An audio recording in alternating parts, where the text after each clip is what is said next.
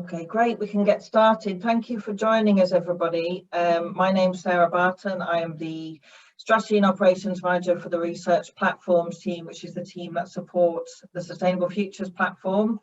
This is a new platform at the University of Manchester based around environmental sustainability, which has been developed over the last 18 months.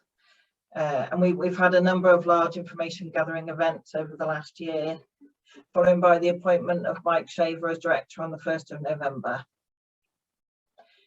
And I'd like to welcome our first speaker today, Dr. Alid Roberts, who's a research fellow in the Faculty of Science and Engineering. Thank you very much for the introduction. Just going to put the laser pointer on. So thanks very much for the introduction. My name is Alid Roberts. I'm a research fellow at the Future Biomanufacturing Research Hub, which is based inside the Manchester Institute of Biotechnology at the University of Manchester. And the title of my talk today is Green Space, How Off-Road Construction Technologies Could Promote Sustainable Development on Earth. So I'll bet when most people think of space, one of the last things that comes to mind is green technologies and sustainability.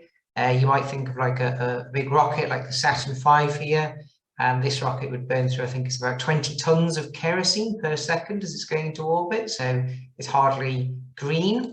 Or perhaps you think of like modern billionaires and their kind of current ambitions to go to space. There's Elon Musk, who recently put his car into space for no apparent reason, just a PR stunt, or Jeff Bezos and Richard Branson, who are currently interested in pursuing space tourism, which has to be the most kind of non-green type of tourism ever conceived.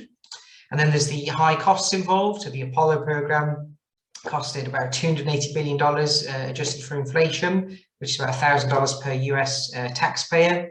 And the International Space Station has costed $160 billion. And it's the most expensive structure ever produced by humans. And it's about to be, well, it's going to be decommissioned in a few years, so it's going to come crashing down a great big fireball in a few years.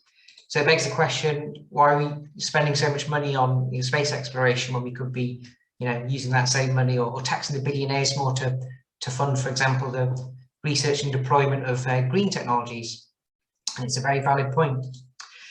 But one of the offshoots of space exploration is advancements in technology, and there have been some significant developments in green technology directly as a result of space investment.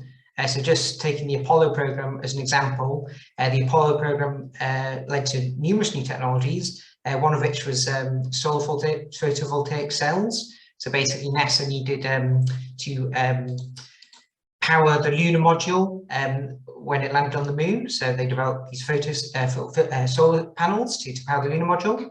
Another example is hydrogen fuel cells. So they needed to power the command module, and they had hydrogen and oxygen. So they developed advanced hydrogen-based fuel cells to generate electricity. And another example is advanced insulation materials. So space can get very cold or very hot if the sun is shining on the spacecraft. So they developed advanced insulation materials, which are now used, for example, in roofs to insulate houses. And another kind of very significant technology, which was wasn't directly developed by the Apollo program, but it was significantly advanced, was integrated circuits, so computer chips essentially. And the Apollo program was basically the biggest market for computer chips in the early 60s, and these integrated circuits. So it really helped advance this technology, which is really pivotal for us today.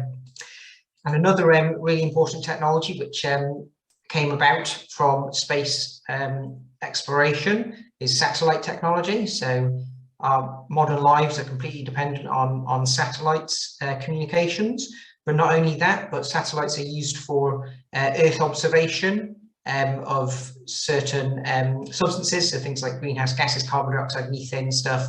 Earth observation satellites can pinpoint, for example, where CFCs are being emitted, so they can be dealt with.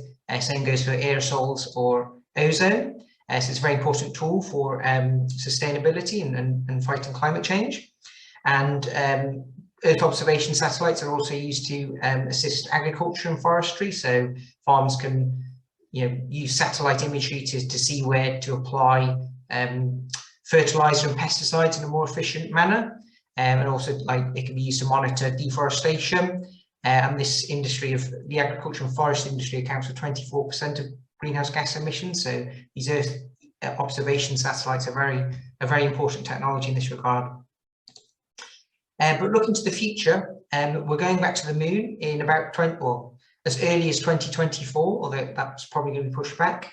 And then hopefully we're going to go on to Mars by the 2030s, or if you believe Elon Musk, like later next year or something ridiculous. But this time we plan to stay.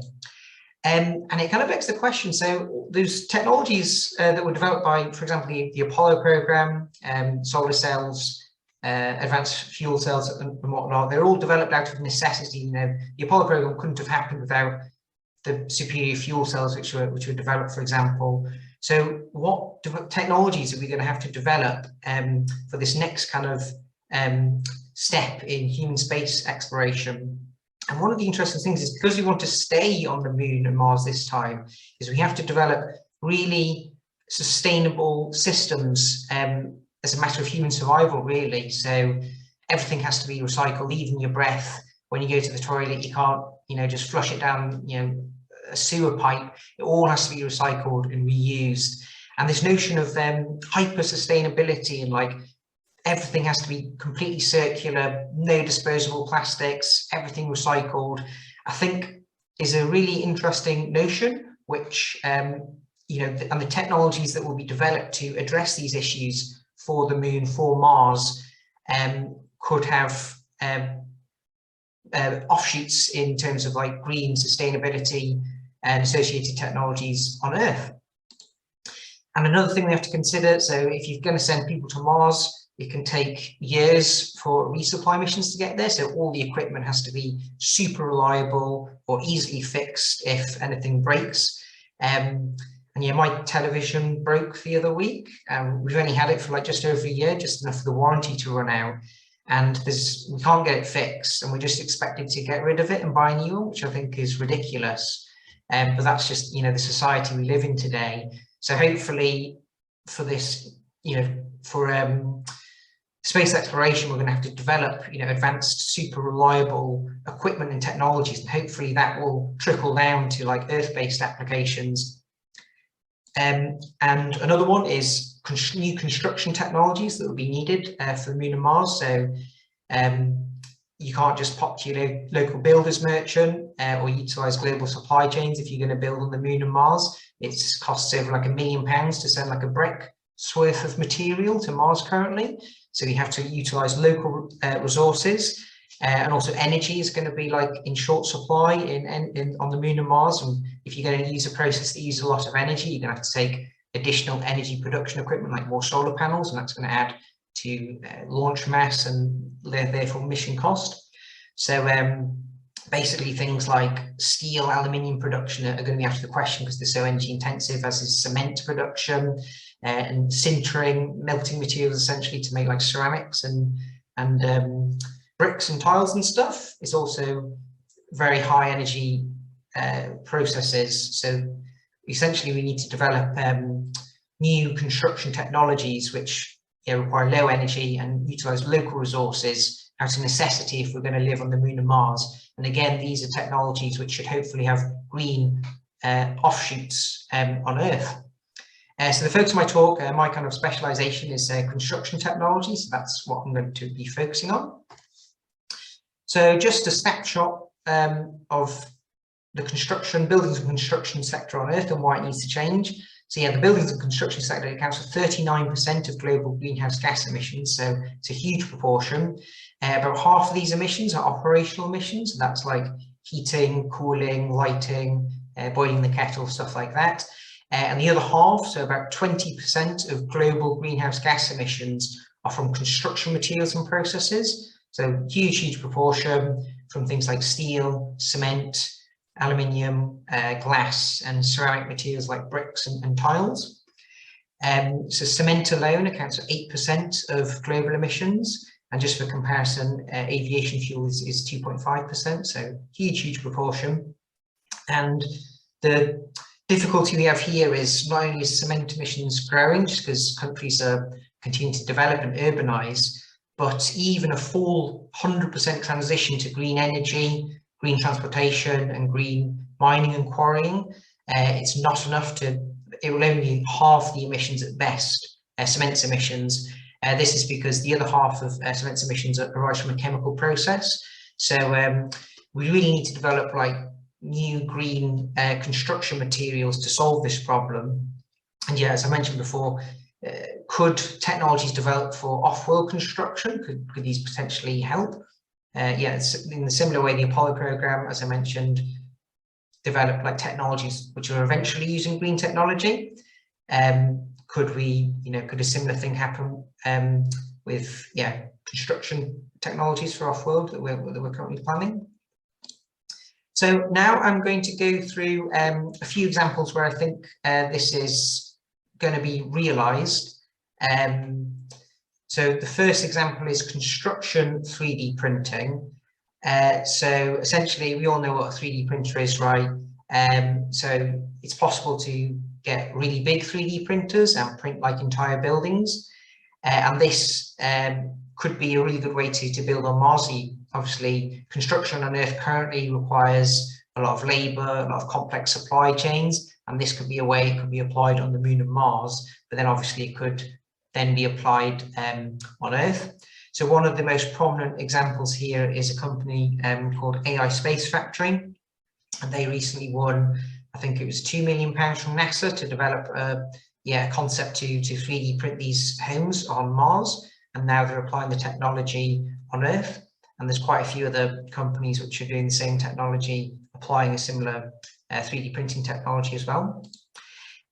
So some potential advantages of this technology. I say potential advantages because these features are often claimed, but they've yet to be realized. But with enough development, I can see how these advantages could be realized. So you could potentially have much faster construction if you're just printing buildings rather than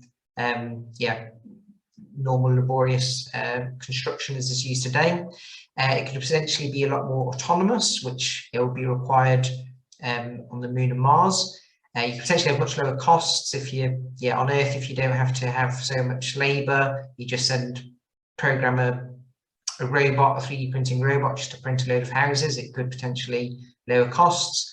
You could have structural complexity, so you'd only need to deposit your construction material where it's required, and you could have like interesting kind of features and joints which distribute stresses, so you use less material, so there'll be less waste. And this again is very important on the Moon and Mars, where kind of every kilogram you use is going to be very expensive, so you don't want to be wasting anything at all if you can help it.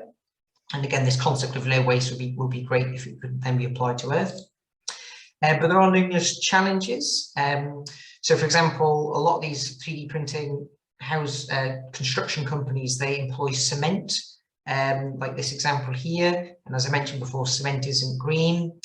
They often have quite poor load bearing capabilities. So if you kind of read between the lines, often the structures, the walls that they print aren't actually supporting like the roof or anything. They just hold themselves up, and you often need like an additional support structure. So in this example here, they're using like these steel external beams, and I've seen examples before where they have like a whole kind of wooden framework within, which is supporting the roof. Actually realizing the lower costs and autonomy is something else. So at the moment, they claim, oh, it could have lower costs, it could be completely autonomous, but if you actually see them constructing them, you've got like loads of engineers on site who like fix the problems when the nozzle inevitably becomes jammed. And obviously that would be a huge issue if your printer becomes jammed on Mars, and the astronauts are going to struggle to fix that issue. And also there's competition with precast concrete. So one of the companies, they kind of gave up printing outside because it caused so many problems. So they kind of brought everything into a factory and they 3D print parts, which are then the concrete parts, which are then transported to the site where construction is taking place. But then it just begs the question, like, why don't you just precast the concrete, which is an established technology? You don't need to spend millions of pounds on like a 3D printer. So there's still quite a few challenges, but hopefully it does seem like a very viable way to construct on the Moon and Mars. So if this technology gets pushed and invested in, for Moon and Mars construction applications. Hopefully we could have, we can realise these advantages and have like a much better way to build on Earth. The second example I'd like to talk about is calcium carbonate biocement, also known as microbially induced calcite precipitation. So this is an example of a living building material, and essentially what happens is bacteria or other microorganisms are employed to metabolize urea and calcium ions along with other nutrients and sugars. And the urea and calcium ions are essentially biomineralized to form calcium carbonate. And this is all done in the presence of like an aggregate material like sand, but also potentially moon dust and Mars dust. And the biomineralized calcium carbonate is deposited on the particles and it fuses together, and then you end up with a solid brick-like material which could then potentially be used for construction. And the most prominent example I know of is Biomason, who have this material called BioLith, and it seems to be going quite well. It's a commercial product that can be purchased.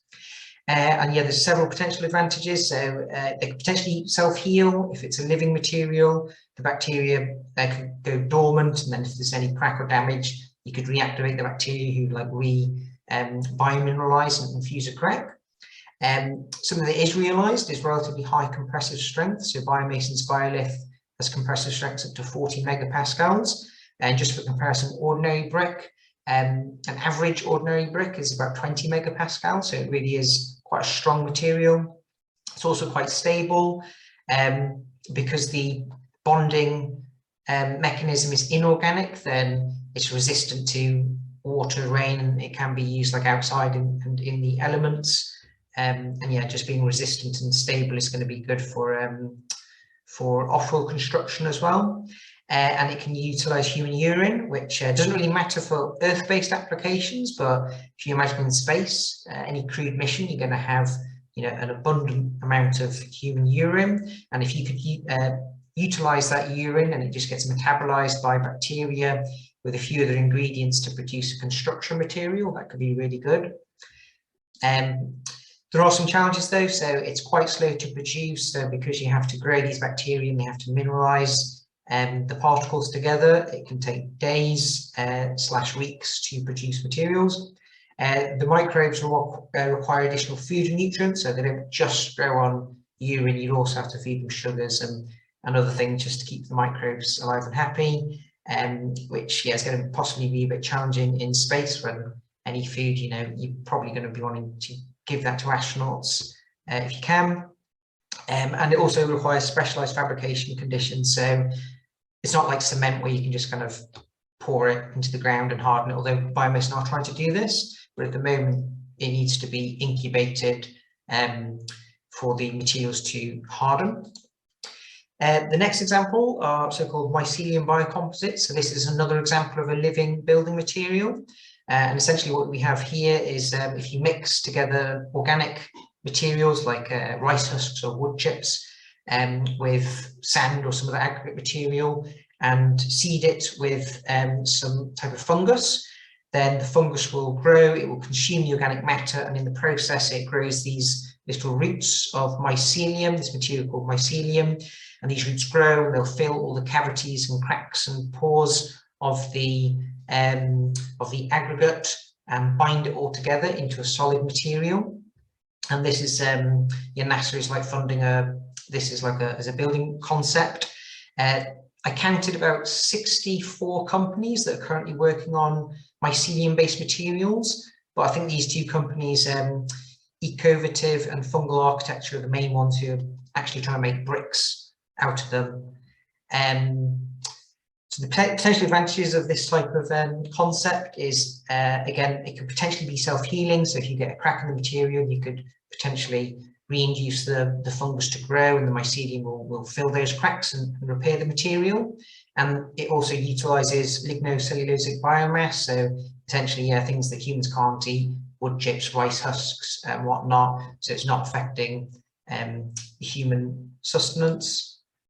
There are some challenges though, so again it's quite slow to produce because materials have to be grown, and they can have yeah, they generally have poor compressive strength. So yeah, less than 5 megapascals, typically about 2 megapascals, which is insufficient for load-bearing applications on Earth.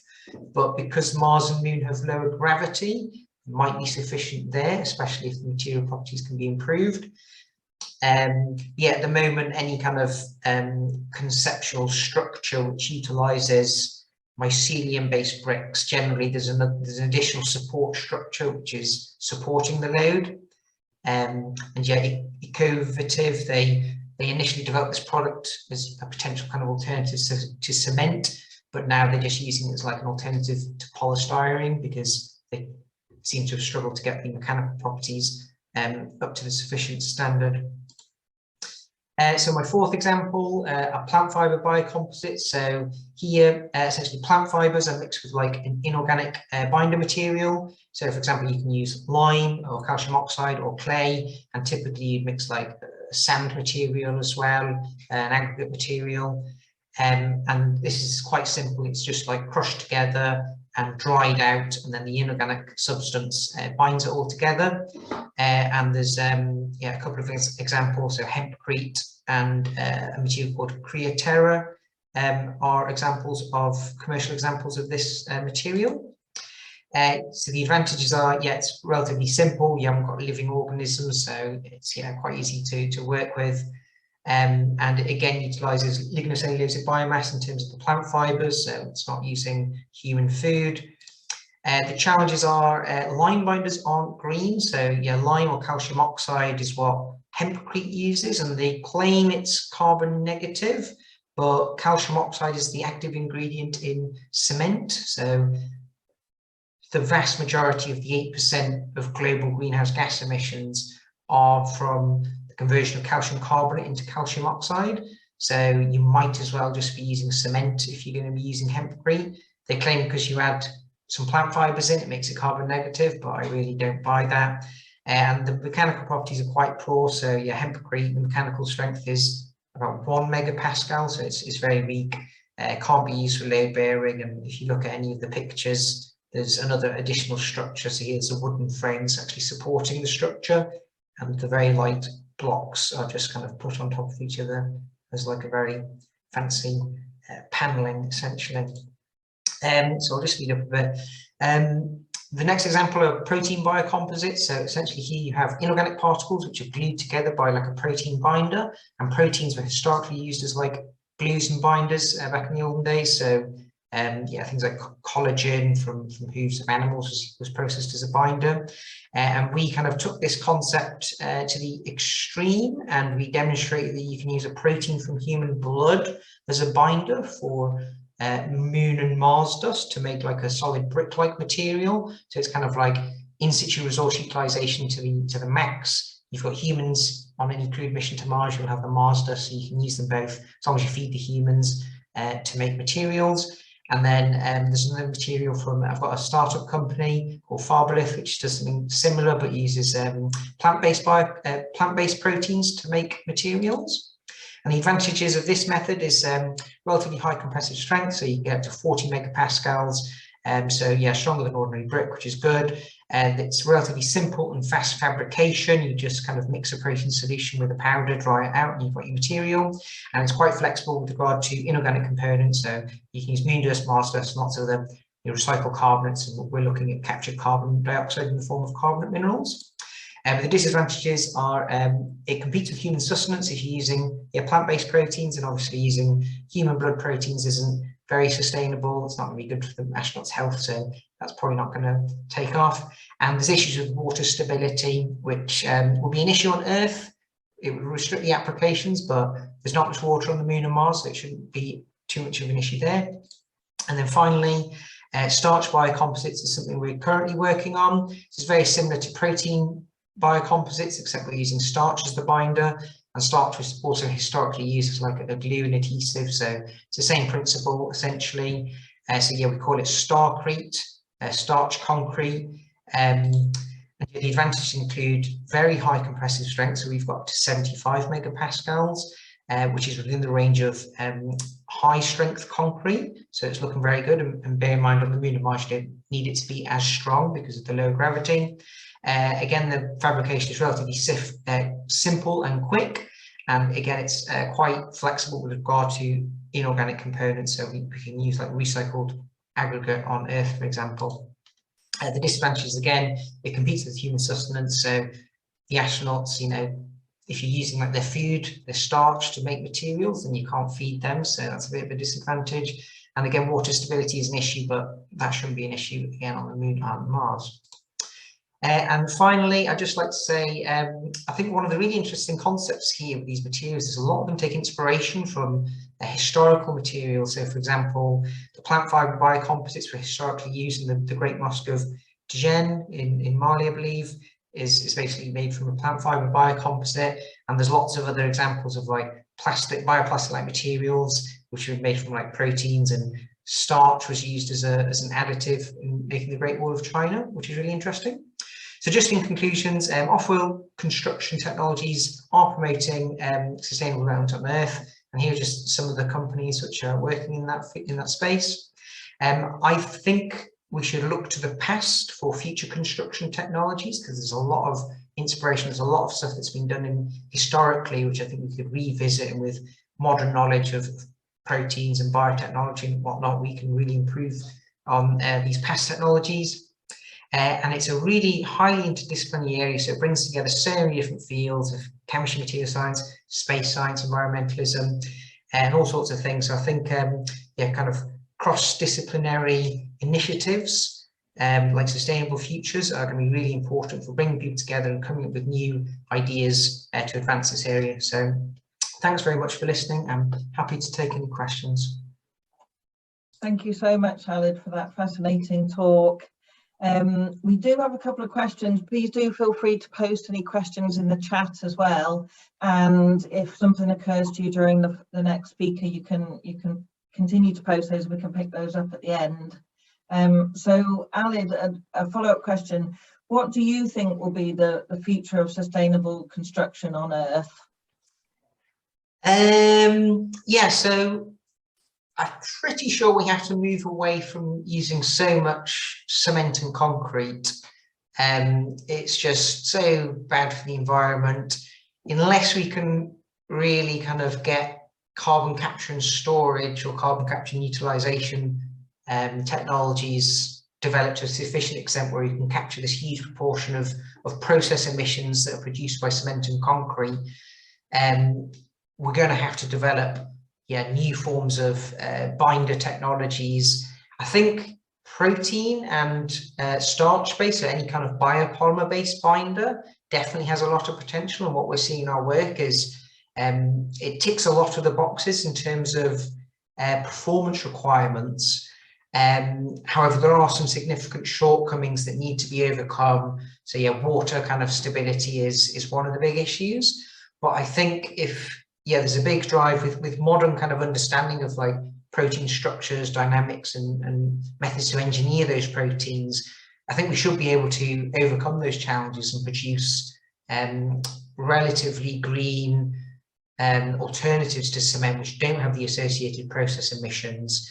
The other construction materials like steel, aluminium, ones which just require lots of energy, I think we would be able to, once we get enough green energy production technologies, they shouldn't require replacing, but I think cement is the big problem.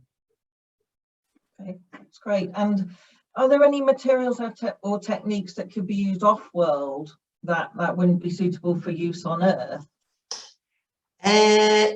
Yeah, so I think the 3D printing technologies, I think they've got a lot of advantage for use off-world, but I'm still quite skeptical as to how well that technology would be translated on world. It's still very early days, and a lot of the companies, it's quite hard to, because they greenwash so much, it's quite hard to actually unpick what is actually going really well and what, they're kind of just greenwashing.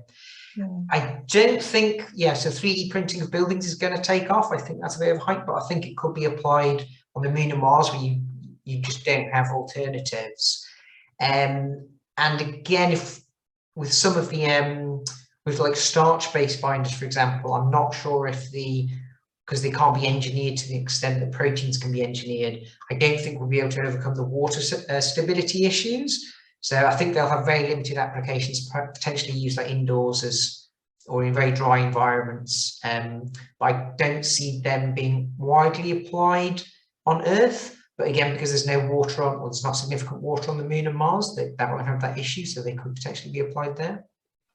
Okay, that's interesting. And an interesting question from Rosa Archer, just posted in the chat. Rosa has asked if you could comment on the ethical issues of building on Mars.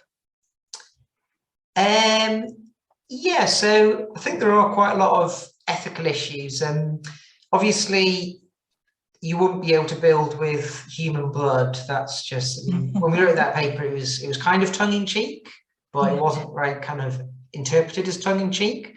But yeah, that's obviously a no-go, because traveling in space is so damaging to human health. Anything that could potentially further damage human health is not going to be acceptable. The other kind of big ethical conundrum is the cost versus the benefit. So as I mentioned on my first slide, it's very expensive, space exploration, and is it ethical to pump all this money into space exploration when there's other kind of more pressing challenges? I think so, but I completely understand why other people don't. And the reason I think so is, again, offshoot technologies and just having a lot of money pushed into a concerted effort to develop something very difficult. You always get offshoot technologies, and I think the benefit outweighs the cost there. So I think those are the main ethical implications for colonizing Mars. Yeah,